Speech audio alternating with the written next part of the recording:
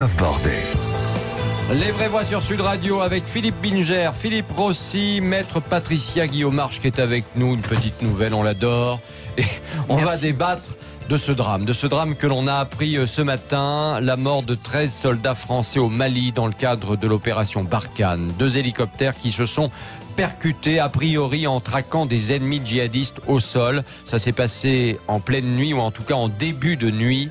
On vous pose cette question, les forces françaises sont-elles encore utiles au Sahel? Doivent-elles partir les forces françaises? On vous attend évidemment au 0826 300 300 et puis sur les réseaux sociaux, mon cher Philippe Rossi. Eh oui, les réseaux sociaux, c'est toujours un grand nom, un nom à 73%. Beaucoup de réactions de nos auditeurs également. Zef qui nous dit nos troupes sont au Mali depuis 2013 maintenant. Malheureusement, nous n'avons pas réussi notre mission. Alors il est temps de rapatrier nos soldats pour qu'ils fêtent Noël avec leur famille dans un mois. Sud Radio, les vraies voix. Le débat est ouvert. Jean-Claude Allard, bonsoir. Bonsoir. Merci d'être avec nous au téléphone, ancien commandant de l'aviation légère de l'armée de terre et directeur de recherche à l'IRIS. Avant de vous donner la parole, 7 des 13 victimes étaient basées à Pau et Christine Bouillot est en direct avec nous. Bonsoir Christine.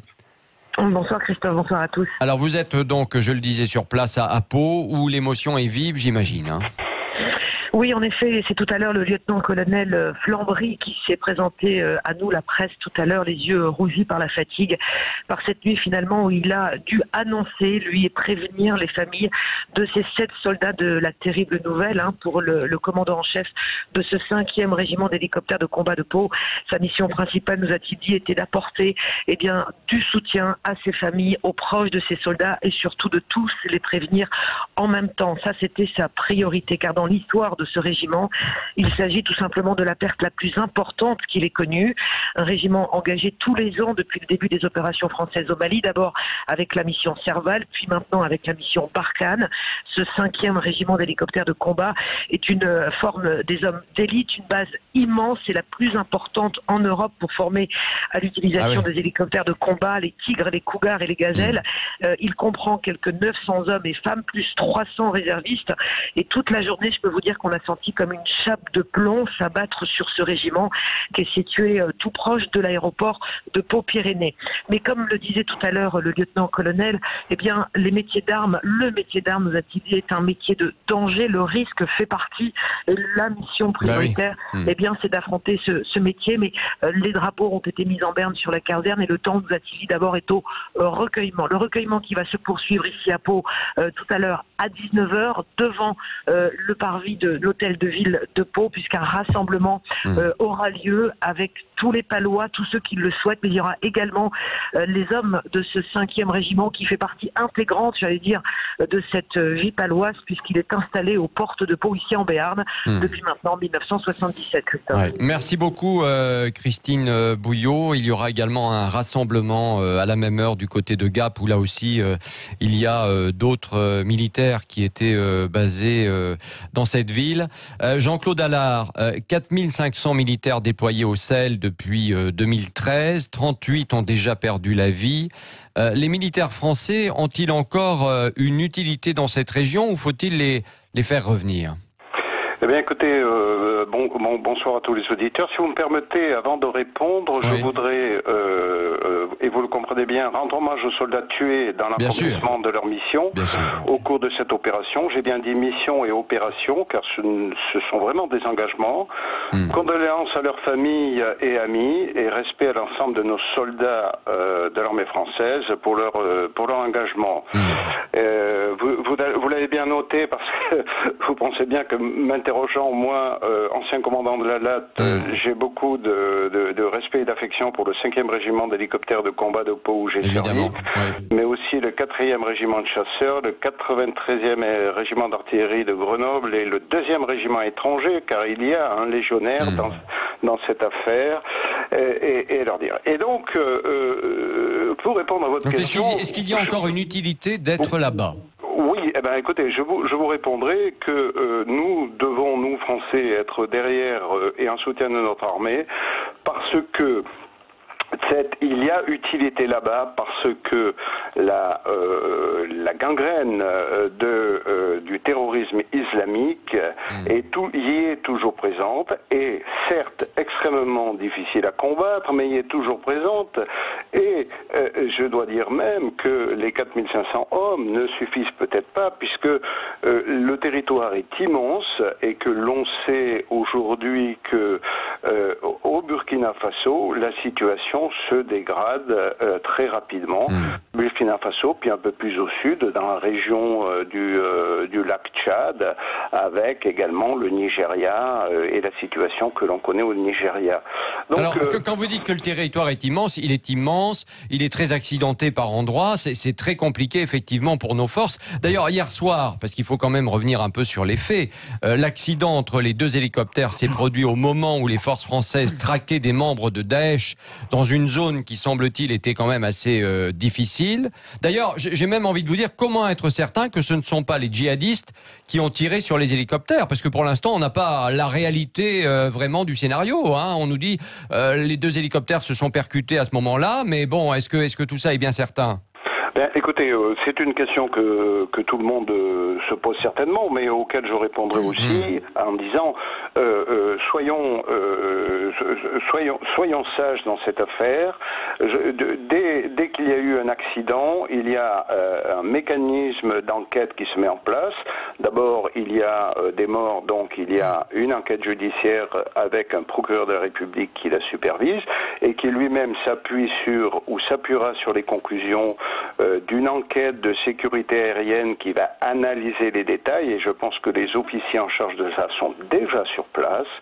Donc nous allons, l'armée et la justice vont décortiquer cette opération, nous apporter les réponses. Donc, et les boîtes noires ont été récupérées, hein, nous dit le ministère de la Défense aussi. Ah ben oui, naturellement, oui, puisque je pense que la zone a été immédiatement sécurisée par les autres forces. Il est vraisemblable que l'opération contre les djihadistes ait été suspendu à ce moment-là et qu'il en ait profité pour s'enfuir. Mais rendez-vous la prochaine fois, parce que je rappelle aussi que depuis 2013, il y a eu des accrochages et des prises des prises de djihadistes très importantes. Donc, si vous voulez, nos 4500 hommes qui se renouvellent en permanence sont très très actifs sur la zone. Mais c'est vrai que l'effort devrait encore être plus grand et plus multinationalisé. Ah, ça c'est le problème, on est un peu seul sur place depuis le début pratiquement. Hein, donc, alors on se bat pour tous les Européens là. Voilà, on se bat pour tous les Européens. Bon, il faut quand même reconnaître qu'il y a certaines armées européennes qui sont présentes, qui soutiennent dans tel ou tel domaine, ce qui allège la tâche. Il y a aussi les forces de sécurité locales qui tentent de s'organiser, de participer aux opérations. Je rappelle également que l'armée malienne paie aussi un lourd tribut dans cette guerre, puisque et l'ONU aussi. Un camp de l'ONU a été attaqué il y a environ 12 mois et l'armée malienne, les bataillons de l'armée malienne ont été parfois sévèrement accrochés. Philippe Rossi vous pose une question. Oui, en fait, vous l'avez dit, on est là depuis 2013, il y a 4500 soldats, 4500 hommes contre des groupes terroristes. On sait très bien que malheureusement, ce n'est pas armée contre armée, il n'y a pas de stratégie contre stratégie. Est-ce que finalement, c'est pas mission impossible d'avoir 4500 hommes, et quand bien même on en rajouterait 500, 1000, 1500, est-ce que c'est pas mission impossible de se battre face à l'invisible, ces formations terroristes qui se déplacent, qui sont mobiles, qui n'hésitent pas à se faire sauter aussi, il faut le dire, et à tuer nos hommes et les soldats maliens? Est-ce que tout simplement ce n'est pas chose impossible et il serait peut-être pas temps de se retirer? Non, je ne crois pas, parce que je vous l'ai dit tout à l'heure, nous sommes en fait, il y a certes une dimension militaire à ce conflit, mais nous sommes en face à une idéologie politico-religieuse qui se développe, qui prend ses racines aujourd'hui dans beaucoup de pays dans le monde, depuis l'Afghanistan, en passant par la Libye, par le Mali, par le Nigeria, etc. Donc la question est moins, à mon sens, de se dire faut-il rentrer parce que de valeureux soldats on n'arrive pas à faire face, que doit-on abandonner face à cette cette alliance des islamistes qui veulent carrément s'emparer de pays entiers.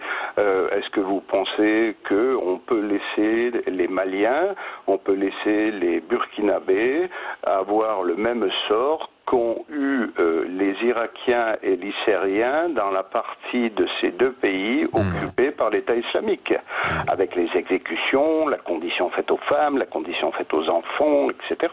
Non mais il y a d'une part, ce que vous dites est intéressant, parce que d'une part, évidemment, l'idée, c'est bien évidemment de protéger les peuples au niveau local. Hein. On est quand même dans 5 pays au Sahel, donc c'est important, effectivement. Et puis il y a quand même aussi l'idée que si on se bat là-bas contre Daesh et contre les terroristes, c'est aussi pour nous protéger, nous, pour protéger la France, pour protéger l'Europe. C'est une sorte de bouclier, on peut dire ça ?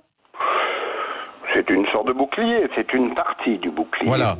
C'est une partie, parce que j'ai parlé, je reviens à mon terme de idéologie, combat politico-religieux, idéologique. Vous voyez bien qu'il est présent de partout, que là où il risque d'avoir une résistance, il utilise l'intrusion, le noyautage des institutions et autres, et que dans d'autres endroits où le pouvoir est là à prendre pour celui qui a la Kalachnikov et qui n'hésite pas à s'en servir, il utilise la violence. Donc, on a tous ces exemples. J'ai cité le Proche-Orient, où le Proche-Orient en fait est fait de la même façon que le Mali. Je rappellerai vous vous souvenez de la prise de Mossoul, c'était un raid de l'État islamique en direction de Mossoul, défendu par une brigade de l'armée irakienne, qui est partie parce que précédant les islamistes, il y a leur espèce de crainte qu'ils mettent parce que ils ne font pas de quartier, ils assassinent tout le monde. Et en janvier 2013, lorsque le raid est descendu en direction de Bamako, a franchi le fleuve Sénégal, c'est pareil. En face, il y a 2 bataillons de l'armée malienne qui ont été pris à partie et ont été bousculés.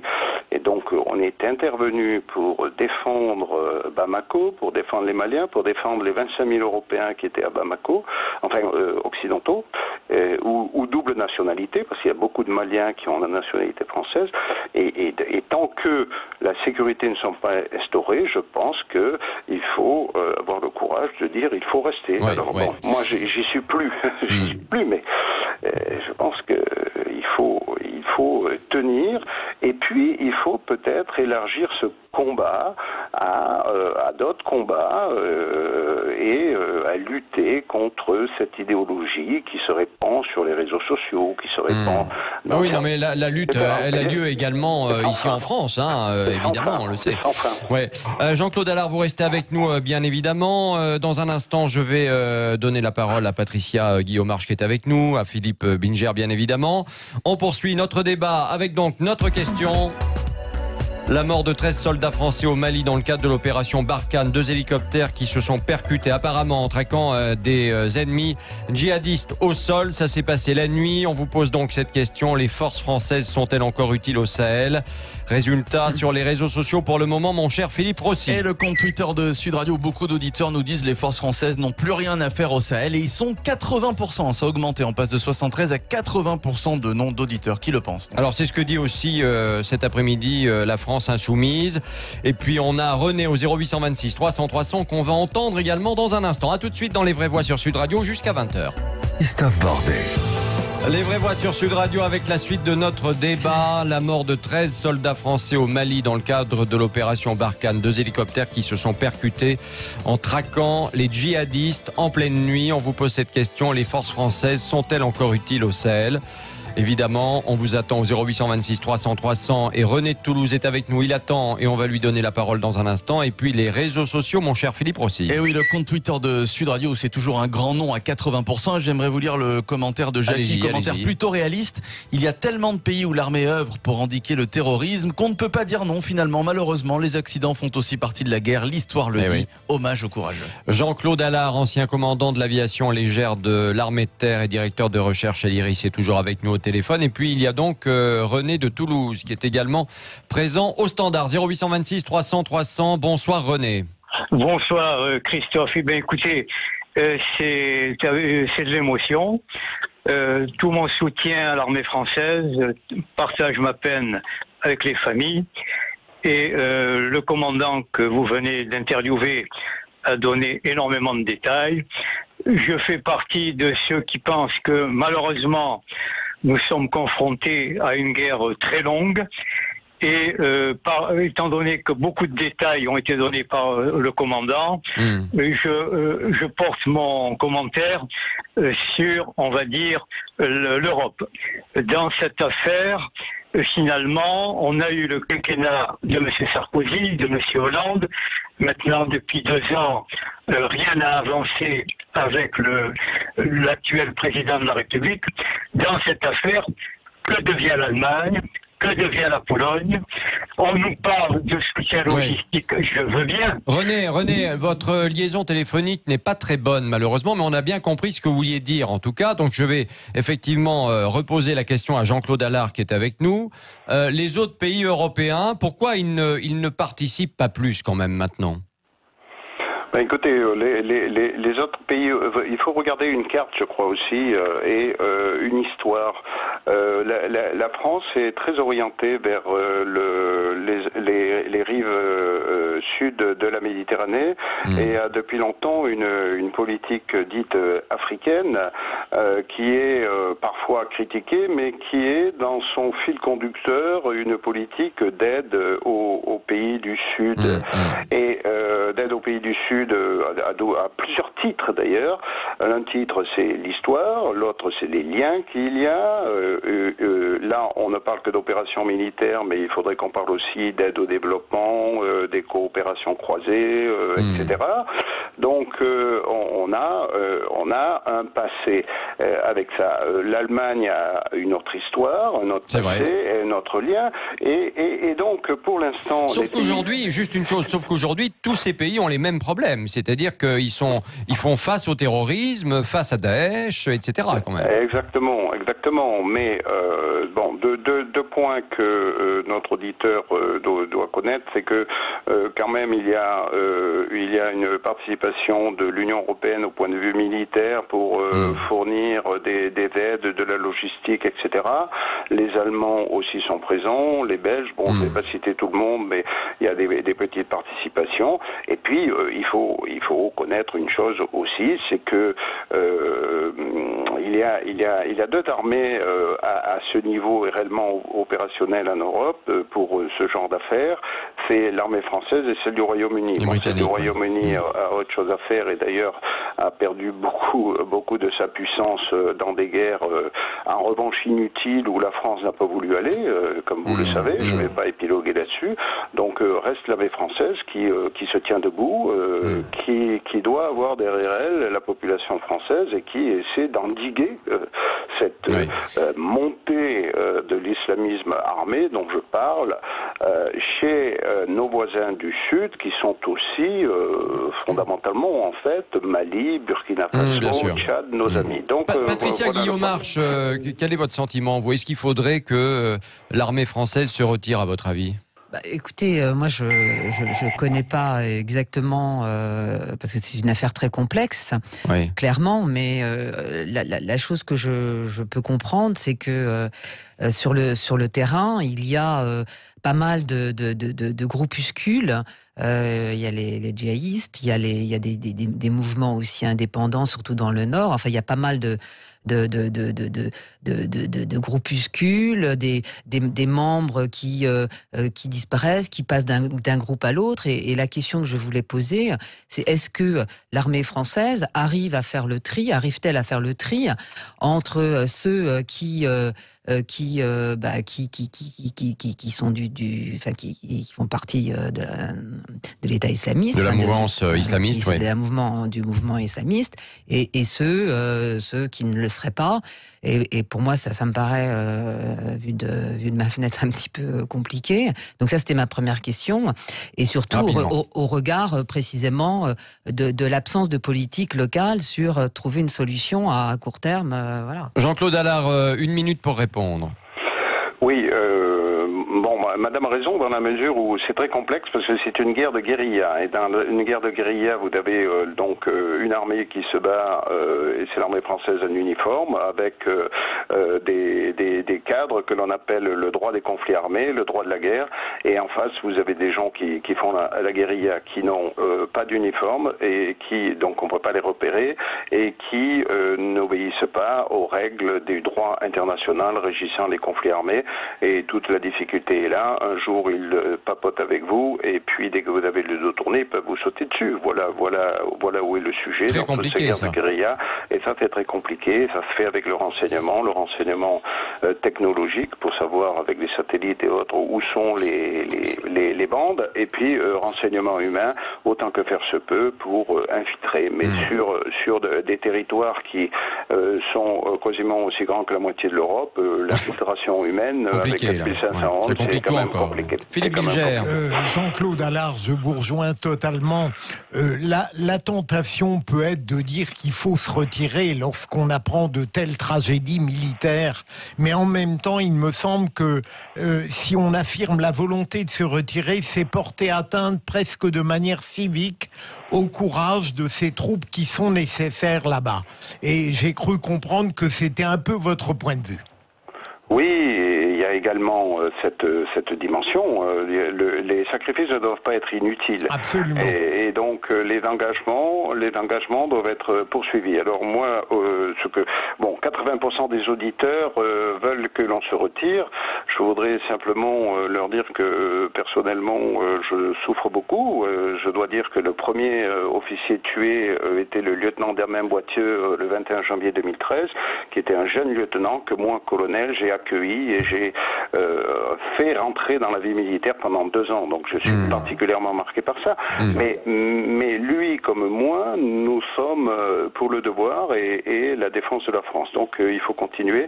Et je crois plutôt que les auditeurs, si je peux leur demander quelque chose, c'est vraiment de se dire il faudrait qu'il y ait des efforts dans des domaines politiques, dans le domaine de la gouvernance au Mali, dans le domaine du développement économique, dans le domaine de la prise en compte des problèmes de ces gens, du côté civil, pour que cesse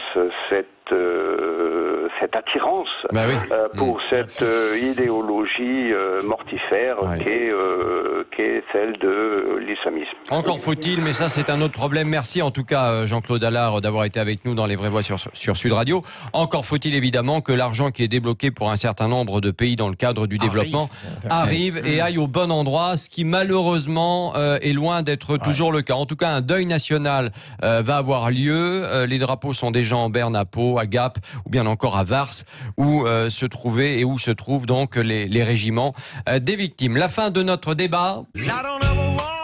La mort de 13 soldats français au Mali dans le cadre de l'opération Barkhane. 2 hélicoptères qui se sont percutés en traquant les ennemis djihadistes au sol en pleine nuit. Les forces françaises sont-elles encore utiles au Sahel? C'est la question que l'on vous posait. Résultat sur les réseaux sociaux, mon cher Philippe Rossi. Et Jean-Claude Allard s'adressait à nos 80% d'auditeurs qui répondent non. Eh bien, sachez qu'ils n'ont pas changé d'avis. Toujours 80% de nos auditeurs qui répondent par la négative. Oui, les auditeurs sont dans l'émotion et veulent tout simplement protéger nos compatriotes qui se battent évidemment pour nous sur le terrain. Dans un instant, le journal de 18h. À tout de suite.